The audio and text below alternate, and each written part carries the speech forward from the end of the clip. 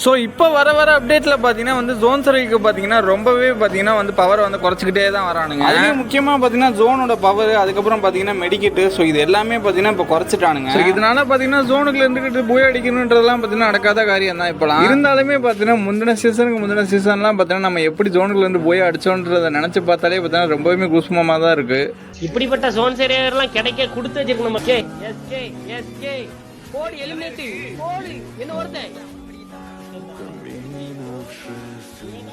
நீங்க வந்துதா போடி எஸ்கே விட்டுறாதீங்க. எஸ்கே கமெண்ட்ல எஸ்கே தெரிஞ்சு விடுங்க கேமர். எஸ்கே அவர் வாராரா நம்ம ஆட் ஜோன் கேமர்ஸ். எஸ்கே ட மெடிக்கிட்டே காலி இவன் வேற பண்ணி விட்டான்.